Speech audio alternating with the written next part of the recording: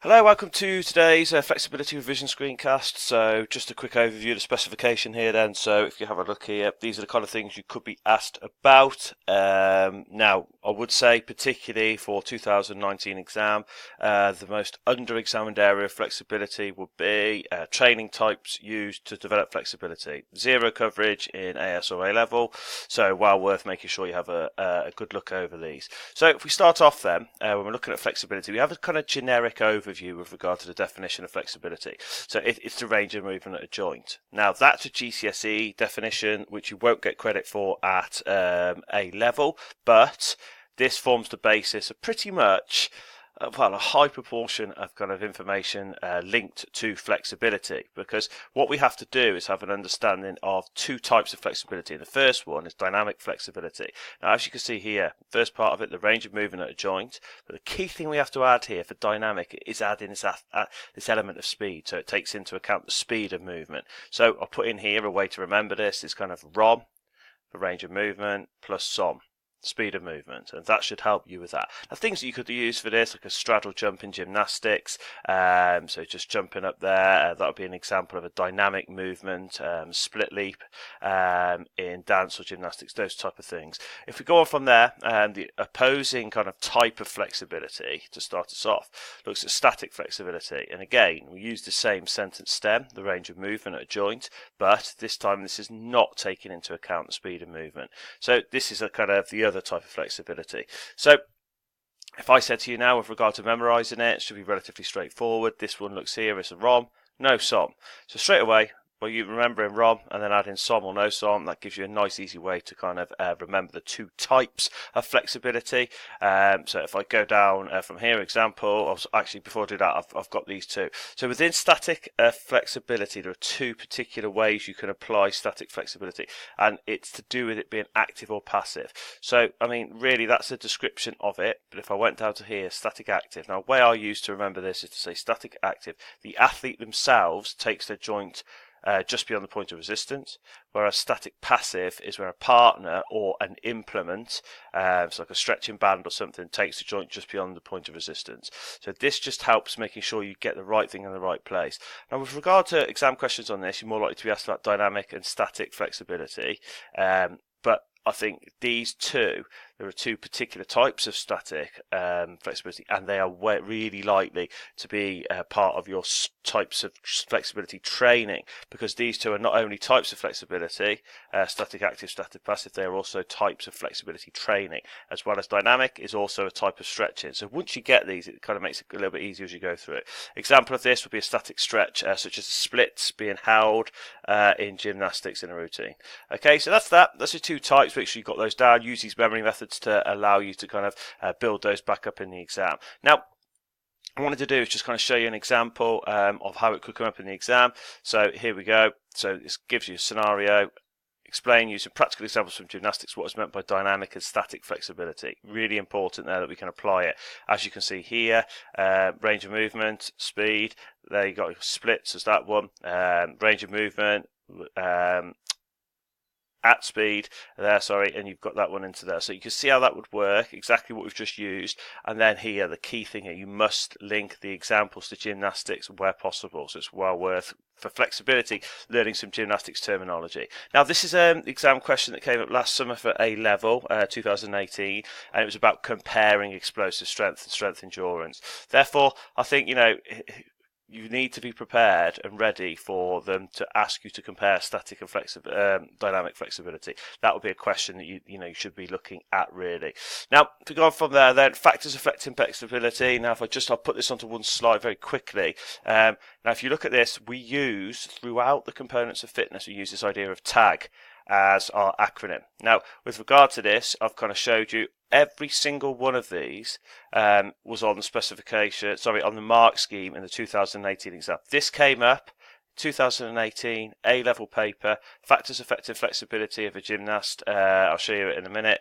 These are what they are. You can use any of these, but you must give it context towards flexibility, because obviously we use these for aerobic capacity and strength. So really important that you make that slight change here, because obviously the joint type is massively linked with regard to joints because it's flexibility. I'm not going to talk through those. You can read those, make notes, and hopefully that'll just be going over information. This was an exam question last year, picture like this, and I think the only thing I want to draw your attention to here, I've put the tag J here so you can see how they would work. This is important. So it's to describe the factors affecting flexibility that enable the gymnast to perform the splits. Now, enable the gymnast to perform the split. So you have to give a positive application of the factors affecting flexibility. So for example, only accept positive factors that enable the splits. Okay, so you can't talk about flexibility decreasing with age because that wouldn't allow that person there to have the flexibility they've got. So it's making sure, as always with this modern specification, you must read the question and give it the application, not only towards flexibility, but towards a positive application, e.g. by having this, it allows them to produce the splits with kind of more flexibility. Okay, so let's have a move on then. Evaluating flexibility. Two key ways that we evaluate flexibility. If we start off then, first one, now this, I'm recording this kind of a couple of days after the AS exam, and this question came up with regard to describing and then giving two advantages. No, identifying one method of evaluating flexibility and give two advantages, one disadvantage of your selected method. Really important we know that then. So if we have a look onto here, what's the description of it? Well, goniometry, double arm ruler, 360-degree protractor, either one. And the aim is for it to measure the difference between start angle and full range of movement. For example, at rest, you measure the distance between at the hip joint, for example, and then you at full flexion, you'll then measure the difference in the angles from the double arm ruler or the 360-degree protractor, and you'll see the kind of range in angles of your flexibility. Now, going on from there then, this is something I really want you to be aware of to make sure that you can evaluate these successfully. So I'll put in here, when you think of evaluating flexibility, evaluating VO2 max, evaluating strength, there are tests you have to use. When you do that, if you've got to evaluate anything, just to help you remember this idea that if you evaluate something, you'd be thinking that you need to think of the positives and negatives. This helps you just make sure that you use these key things here just to help you remember the key things that allow evaluation, if you're struggling to remember them, that is. So first thing then, goniometry, part of body. The key advantage of goniometry is it can measure flexibility at any part of the body. Second thing, it's an objective, factual, direct measure of flexibility. So it's objective. That's a good thing. The downside to it is the fact that rather than being simple to use, it's actually quite complex to use, which means that you would need an experienced tester. Okay, so experienced tester, but you could say it's relatively cheap as another advantage. So that's an example of things on there. So that will be something that you could do to start with. Sit and reach them. The difference in this one is a test box placed against the wall, and you put your legs straight, reach forward, and your best scores recorded and how far you can reach. Now, if we have a look at this, of course, we've got a direct comparison here. The downside is the part of the body that is measured or evaluated. Only the lower back and hamstrings are measured with a sit and reach. Objective and direct, it's just harder to get the same score, so it's harder to make it reliable. But, certainly, I think that will be one that will be difficult to compare. With regard to simplicity, very simple and easy to perform, and it is another kind of relatively cheap cheap kind of test to perform. So that's how you might do that one. I'll put it on here because I think, this is the exam question from... I think this was AS 2018, and when this one came up, it asked compare two tests used to evaluate aerobic capacity. That's a 4-mark question which requires you to have 4 direct comparisons. So it says here, I've just highlighted 2 tests must be compared for each mark. So what I'd just be wary of is the fact that you might be asked to compare 2 tests to evaluate flexibility, which is why you would use the kind of thing. The description of how the test is done, and then looking at that POSE acronym to make sure that you can do direct comparisons to get your marks for that. Okay, right, it's worth having a look at this because obviously this could be something in your exam, so just have a quick look at how you might compare 2 of those tests compared using certain variables. Okay. Flexibility training types then, if we have a look at this, the general training guidelines, which can let you have a look at this, the key thing I want to draw your attention to is if you did any stretching program, like any kind of training, 3 times a week, we're looking over a 12-week period to get any kind of real gains on those. And then the key intensity point here, whenever you are stretching, this is the only intensity that really will be accepted. to the point of resistance or just beyond the point of resistance. No matter what stretching type it is, this is the thing that makes it intense. Like working at a certain percentage of your max heart rate, like working at a certain percentage of your 1 rep max for strength and aerobic capacity. You have to do this. Right, let's have a look at them then. So what we've got then, if you remember, we had static and active types of flexibility. Now we have static active, static passive in terms of flexibility training types. And again, we use this kind of same key thing here because the athlete takes the joint. Okay, and then the key thing that changes now, rather than being, range of movement we're talking about now, we're now talking about just beyond the point of resistance. Whereas static passive, a partner takes a joint just beyond the point of resistance. Now, if you were going to put this into a fit principle, you'd be looking at 3 to 6 joints that you would work on, and 3 to 6 repeats, maybe 3 times back to each joint to make sure you feel fully stretched there. Intensity just beyond the point of resistance, so you can see that. Right, so that's that. Let's have a look at a quick evaluation then. Key thing on this, relatively safe. Okay, there's not much chance of injury when you're doing a static stretch. However, as you all know from sport injuries, that there is a stretching debate based around static stretching, and that is the fact that it can reduce antagonist coordination, so antagonist pair coordination. It could actually reduce explosive strength. On top of that, it could reduce kind of Achilles tendon force, a contraction. So these are the things we looked at, and that is why a lot of people say that it's actually quite pointless with regard to kind of stretching there. So another type of stretching, it's a new one on the specification, which is isometric. So isometric then is very much static passive stretching. So a partner or an implement puts you into the position of point of resistance. But the difference is with this, once a static passive stretch has been kind of taken to the point of resistance, then you have to add on an isometric contraction, which means your muscles are under tension, but they're not moving. Okay, they're staying the same length. Now, I'll put it onto here just to make sure you've got these key sections so you can see how it would be. Same.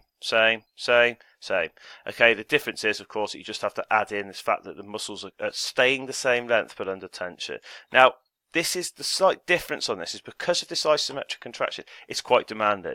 So what it can do, I mean, the plus side of it is because it's demanding, it inhibits, key thing here, inhibits or overcomes the stretch reflex. Stretch reflex is something you want for explosive strength, e.g. plyometrics training. However, with flexibility, we want to inhibit the stretch reflex, so we push it back so we can stretch further.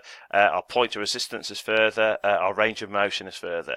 The downside to kind of putting this extra stress on our muscles while stretching is the kind of fact that it can lead to injury to connective tissues. Okay, so let's have a quick look at two kind of, I suppose, similar but different types of stretching. And what we've got here is dynamic and ballistic. I've put them up at the same time. So when you look at dynamic, key way to remember this then, so dynamic stretching, taking the joint to its full range of movement, okay, and this is the key thing, without using momentum. It's a controlled entry and exit into the stretch. Okay, so I've put into here to memorize. Now we go away from SOM. It's memory equals ROM, full range of movement, with no MOM, with no momentum. Okay, you're not using momentum. Example of this would be heel flicks, okay, which you'll all be very used to, high knees. Okay, and the key advantage of this is controlled and less risk of injury. Now coming over to here, of course, ballistic is a kind of an exaggerated version of dynamic stretching, and the difference being that taking a joint to the full range of movement whilst using momentum. Now, ROM, MOM, and I'm sure you can kind of, like pendulum leg swings. When you start kind of relatively low and you're doing hip flexion extension, suddenly you're swinging back and forward until you go at full speed. And of course, because it's not controlled, there's way more risk of injury with that one. So I'll put onto here. This is an example of them. I think this is a really likely compare question, so make sure you can do the difference between them. I've tried to set them up so it's relatively easy to compare. Final stretching type then is PNF stretching. Without doubt, I would say the most popular question for a standalone 4 to 6 marker. So when you look on this, PNF stretching then, proprio neuromuscular facilitation, what is it? Okay, so basically this is the key steps. 3 steps. Step 1 is really important. So partner moves the joint into a static passive stretch, because it's partner static passive stretch just past the point of resistance. Now you will notice someone lying on their back, hip flexion, take it just past the point of resistance. Now when the point of resistance is reached, then the person who is being stretched will then form an isometric contraction, okay, e.g. their muscles will be under tension without changing length. This will last for 10 seconds. Following the 10 seconds, the leg will then be relaxed. for 10 seconds. Following that, the partner will then attempt to move it back beyond the point of resistance.